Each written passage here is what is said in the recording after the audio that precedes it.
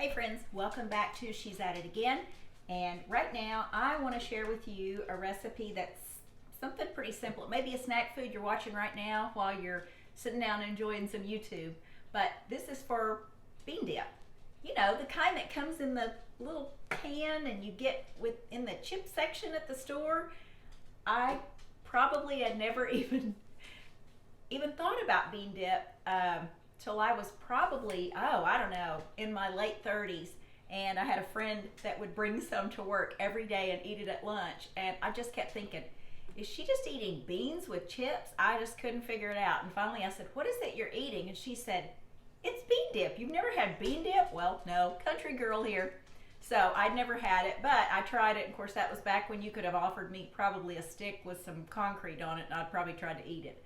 But I liked it. I thought it was pretty good. It had a little bit of flavor to it. So anyway, something to eat a chip on, so I was excited about it. Well, fast forward to now, and not something I would probably buy at the store, not something I would eat if I went to a party of any kind. But I want to show you how you can make it with just simple stuff out of your pantry. Like I'm always saying, you probably have this stuff in your pantry. Maybe it's just me. Maybe I just have this stuff in my pantry, but I'm pretty sure you can find it pretty easily at the store.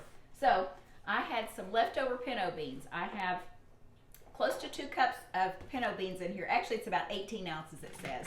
So I thought, what can I share with you as viewers that could use something of my leftovers to keep it from going bad in the fridge. I just made these a few days ago in the slow cooker from dry beans, but you are welcome to use canned pinto beans. Now that's what we start with, is pinto beans. So drain your beans well. You can rinse them off if you want to. It's not necessary.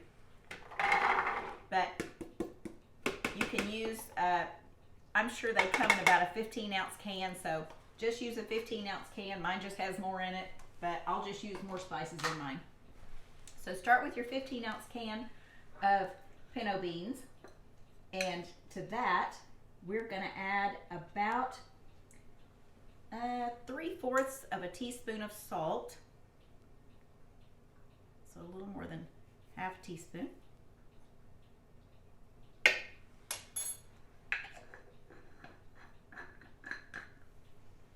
And this is the only thing you might not have in your pantry, but these are easy enough to find.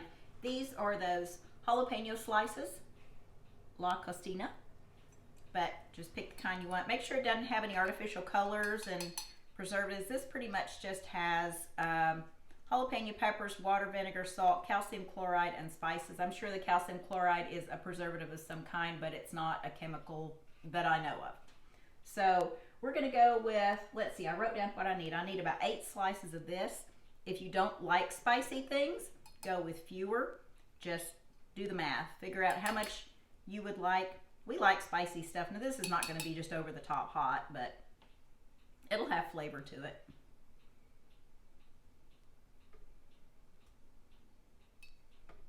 Oh, that's a big one. It may be warmer than I wanted, but that's okay.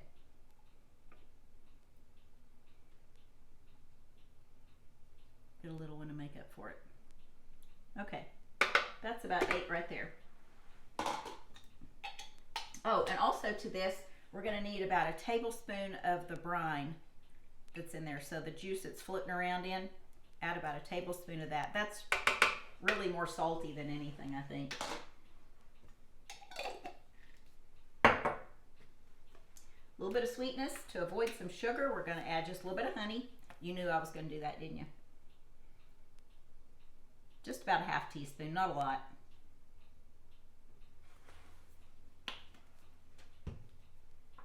We're going to add 1/4 of a teaspoon of onion powder. This is our onion powder. I'm going to add just a little bit more just because, like I said, I have a little bit more than the 15-ounce can. Paprika. About 1/4 of a teaspoon of that.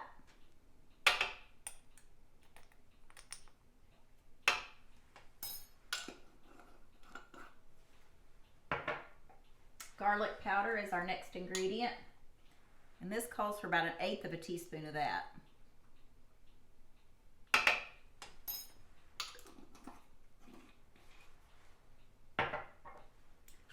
cayenne pepper is our next ingredient, and it calls for 1/8 teaspoon of that.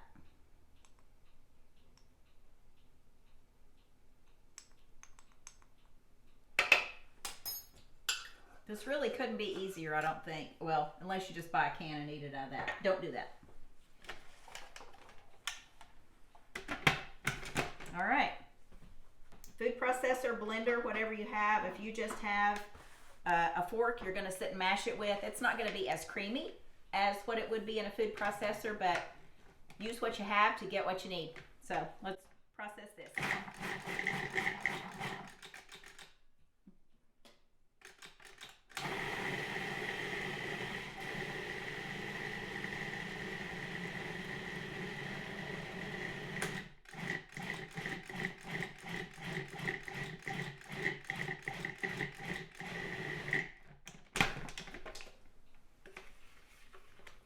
May have to stir it a couple of times.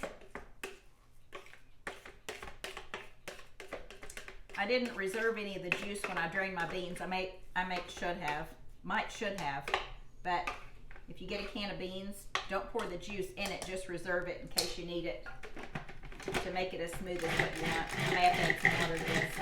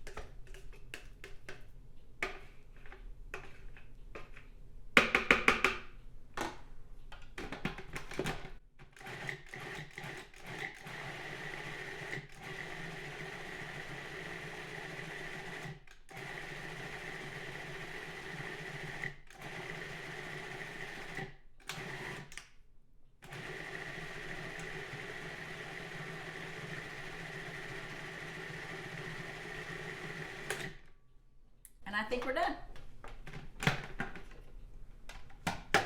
This smells so good. It reminds me of when I used to work with that friend that always ate the bean dip, and we would laugh about it.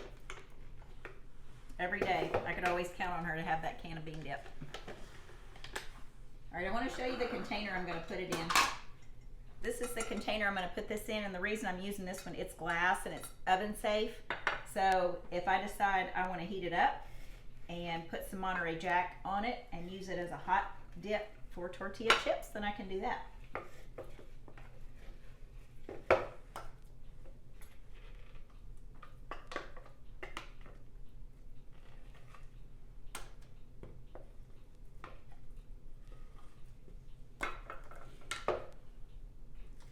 I couldn't remember exactly how much this made, but this container holds, I believe, 3.5 cups, and it's plenty big enough for this.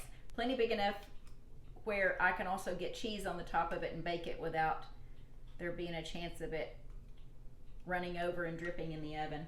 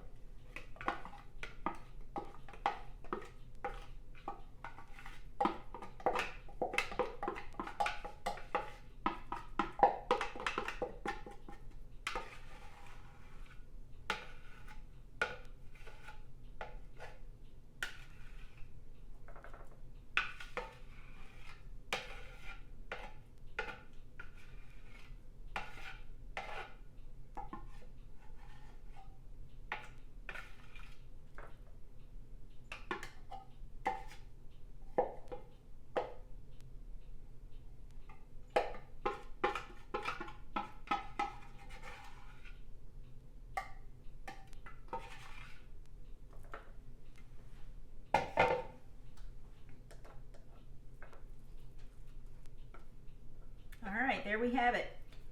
Bean dip without the cayenne, without the preservatives, without the, I'm pretty sure bean dip has sugar in it. So without the sugar. If you have friends or you are sensitive to gluten, this is a good choice for a snack. All right, there you go. Homemade bean dip. We look forward to seeing you on the next video and sharing something else with you. Hope this has been helpful. Thanks.